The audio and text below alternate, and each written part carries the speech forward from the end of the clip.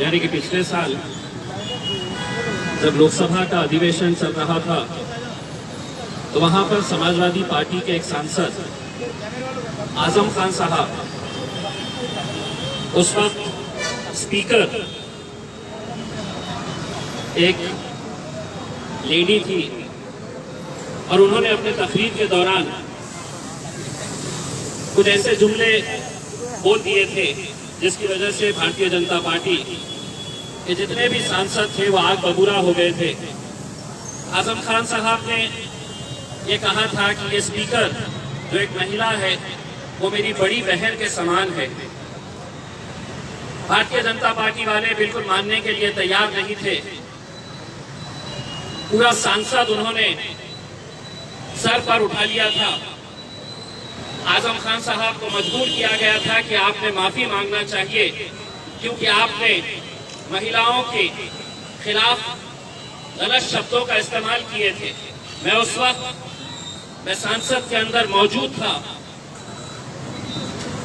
आजम खान साहब ने माफी मांगने के बाद भी जितनी भी भारतीय जनता पार्टी की महिलाएं सांसद थी उन्होंने ये मांग किए थे कि आजम खान के खिलाफ सख्त से सख्त कार्रवाई होनी चाहिए। सिर्फ एक जुमले के ऊपर अगर ये पूरी महिलाएं भारतीय जनता पार्टी की और उनके सहयोगी पार्टी की अगर सिर्फ एक जुमले के ऊपर इतनी आग बबूला हो सकती है तो उसी भारतीय जनता पार्टी के राज्य के अंदर मेरी एक बहन की इज्जत लूटी जाती है और ये पूरे के पूरे खामोश बैठे हैं। इससे ज्यादा अफसोस और शर्म की क्या बात हो सकती है।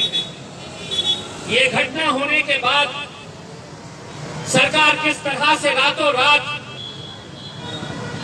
उस बच्ची की लाश को जला दिया जाता है और उसके बाद उसके परिवार तक कोई पहुंच न सके, सच्चाई बाहर निकल न सके, तो पुलिस का किस नंगा नाच वहां पर देखने को मिल रहा है कि ना मीडिया वालों को वहां पर जाने की इजाजत दी जा रही है, ना कोई और वहां पर जा सकता है, बल्कि हद तो ये हो गई है कि वहां का डीएम जाकर उसके परिवार वालों को धमकाता है।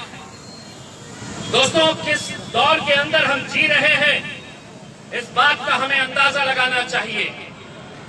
मैं आज भारतीय जनता पार्टी के तमाम लोगों से ये कहना चाहता हूं कि ये बलात्कार किसी एक बच्ची का हुआ है तो उसकी जात क्या है, उसका धर्म क्या है, उसका मजहब क्या है, ये मत देखो, क्योंकि बच्चियां तुम्हारे घर में भी है, बेटियां तुम्हारे घर में भी है, बेटियां हमारे घर में भी है, बहनें हमारे भी घर में है। अगर आज उसे राजनीति के चश्मे से अगर देखेंगे तो शायद कल बहुत देर हो चुकी होगी। मैं आज जिस तरह डॉक्टर साहब ने बताया है कि आज हम एक ऐसे दौर के अंदर गुजर रहे हैं जहां पर डॉक्टर बाबा साहब का अम्बेडकर जी का संविधान कहां है, कैसे खत्म किया जा रहा है धीरे धीरे, ये आप हर रोज देख रहे हैं। इंसाफ की किस तरह से धज्जियां उड़ाई जा रही है। अगर आज इस मुल्क के अंदर हमारा यकीन किसी के ऊपर है तो हाँ, हमारा यकीन सीबीआई पर था, हमारा यकीन सुप्रीम कोर्ट के ऊपर है, हमारा यकीन लोकसभा के ऊपर है, पार्लियामेंट के ऊपर है। लेकिन अगर यही संस्थाएं अगर खुलेआम अगर आज कानून की, संविधान की धज्जियां उड़ाने जा रहे हैं तो ये बहुत अफसोस की, शर्म की और बहुत एक खतरे की घंटी हमको सुनाई दे रही है। दोस्तों, 500 साल पहले कैसी मंदिर गिराई गई थी, किसने मस्जिद बनाई थी, उसका पूरा ब्यौरा आपके पास है। 500 साल पहले क्या हुआ था, इसका पूरा हिसाब आपके सामने आपको दिखाया जा रहा है। लेकिन 28 साल पहले जब वो मस्जिद ढाई गई थी, पूरी दुनिया ने देखा था, पूरी दुनिया देख रही थी टेलीविजन के ऊपर कि वहां पर कौन कौन लोग गए थे, कैसी कैसी बातें कही गई थी, कैसे कैसे नारे लगाए गए थे। और अगर आज अदालतें ये फैसला करती है कि ये नहीं, ये सब बाइज्जत बरी हो रहे हैं, तो आप सोचिए कि आने वाला कल कैसा रहने वाला है। हम लड़ेंगे, हम इंशाल्लाह जितनी हमारी ताकत है हम लड़ेंगे। ये लड़ाई किसी एक मजहब की नहीं है। ये बलात्कार को हम किसी एक मजहब के चश्मे से नहीं देख रहे हैं। एक जवान बच्ची की इज्जत लूटी जाती है और रातों रात अगर उसके बॉडी को वहीं पर पुलिस की निगरानी के अंदर पुलिस के हाथों अगर उसे जलाया जाता है, तो सोचिए उसके परिवार की पीड़ा, सोचिए उसके माँ बाप, उसके घर वालों की क्या हालत होगी। ये एक बच्ची जिसका अंतिम संस्कार भी उनकी मौजूदगी में नहीं कराया गया। ये अगर गुंडा राज नहीं है तो क्या है? और क्यों नहीं वही भारतीय जनता पार्टी के लोग बाहर निकलकर इसकी निंदा कर रहे हैं? क्यों नहीं वो लोग भी इस तरह का अपना गुस्सा जता रहे हैं? ये महज 40-50 लोग अगर हम यहाँ पर इकट्ठा हुए हैं तो सिर्फ इसलिए कि कल जब हमें परमिशन दी गई तो हमें बताया गया कि 20 लोग से ज्यादा नहीं रहने चाहिए, 30 लोग से ज्यादा नहीं रहने चाहिए। हम भी अगर चाहे तो आज औरंगाबाद शहर के तमाम जाति, धर्म और मजहब के लोग सड़कों के ऊपर निकल कर आएंगे।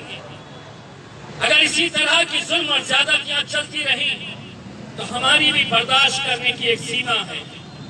हम भी एक हद तक बर्दाश्त करेंगे, लेकिन जिस दिन हमारी बर्दाश्त करने की सीमा खत्म हो जाएगी तब हम भी सड़कों के ऊपर निकल आएंगे।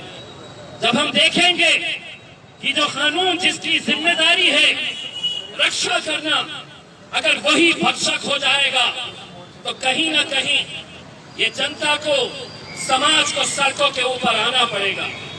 हमारे मतभेद होंगे, कांग्रेस पार्टी के साथ हमारे राजनीतिक वैचारिक मतभेद हो सकते हैं और है, लेकिन उस पार्टी के सबसे प्रमुख नेता राहुल गांधी के गिरेबान तक अगर पुलिस चले जाती है, अगर उसका गला पकड़कर उसे नीचे गिरा देती है तो हम निंदा करते हैं और हम ये कहना चाहते हैं कि ये लोकतंत्र के अंदर राहुल गांधी को अगर गिराया गया है तो कांग्रेस के साथ हम भी इस मुद्दे के ऊपर खड़े हैं और हम भी राहुल गांधी को ये कहना चाहते हैं कि हमारे वैचारिक मतभेद होंगे, हमारे राजनीतिक मतभेद होंगे, लेकिन तुम्हारे गिरेबान तक अगर कोई हाथ डालेगा तो वो हाथ को काटने की ताकत मजलिस इत्तेहादुल मुस्लिमीन के अंदर है।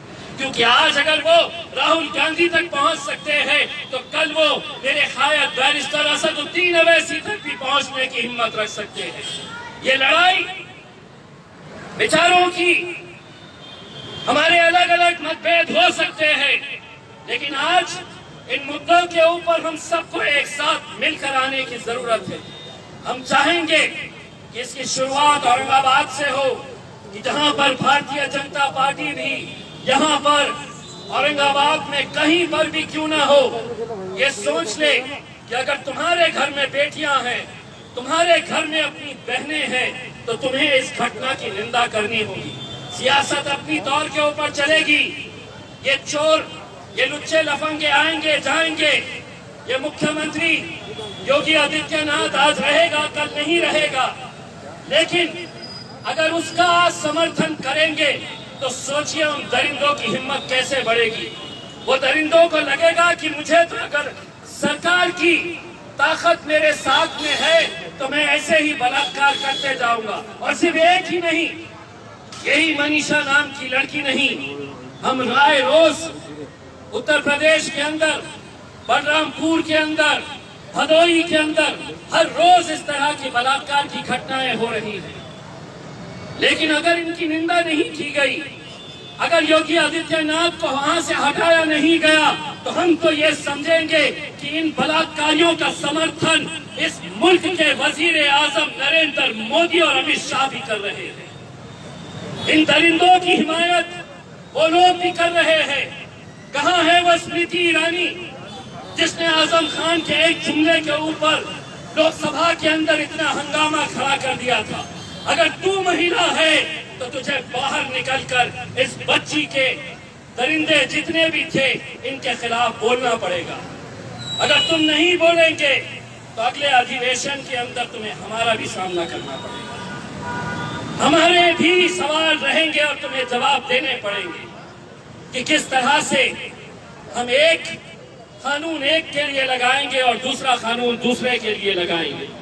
मैं तमाम औरंगाबाद की आवाम से यह अपील करना चाहूंगा कि इस तरह के छोटे छोटे हम लोग तो हम जानते हैं कि कोरोना का पीरियड है, हम भी जितनी एहतियात बरतना है उतनी एहतियात हम बरतेंगे, लेकिन एक संदेश यहाँ से पूरे मुल्क के अंदर जाना चाहिए कि ये जुल्म ज्यादती, इस तरह का गुंडा राज बहुत ज्यादा दिनों तक चलने वाला नहीं है। ये सत्ता में बिठाने वाले यही जनता है। जिस दिन ये जनता सड़कों के ऊपर निकल आएगी तो इनके अंदर इतनी ताकत है कि ये सत्ता को नीचे भी ला सकते हैं, सत्ताधारियों को नीचे भी खींच सकते हैं। बस आप लोग यहाँ पर आए और एक ऐसे कार्यक्रम का एक हिस्सा बने जिसे देखकर सुनकर बहुत अफसोस होता है और इस बात का अंदाजा लगाया जा सकता है कि अगर अदालतें भी ऐसी फैसले देने लगे, अगर पुलिस इस तरह का काम करने लगे, अगर सीबीआई ये कहने लगे कि अब कुछ नहीं, तो सोचिए मुल्क कहाँ जा रहा है। दोस्तों, हिंदू, मुस्लिम, सिख, ईसाई, दलित जितने भी लोग हैं, हम सबको ये मुल्क बचाना है। ये मुल्क बचाने के लिए हम सबको एक साथ मिलकर आना है। इतनी भक्ति के अंदर मलिन मत हो जाओ। नरेंद्र मोदी साहब को अपना भगवान मत समझो। यही वजह है कि आज तुमने इतना ऊपर उसे चढ़ा दिया है कि उसे जमीन के अंदर क्या हो रहा है ये नजर नहीं आ रहा। इतनी ऊपर उसे पहुंचा दिया है कि खेत के अंदर एक जवान बच्ची को चार चार दरिंदे नोचते हैं तो उसे वो नजर नहीं आता है। दोस्तों, सभी लोगों को, सभी भारतीयों को एक प्लेटफॉर्म के ऊपर आना पड़ेगा, तभी जाकर हम इन दरिंदों का मुकाबला कर सकेंगे। बहुत बहुत शुक्रिया।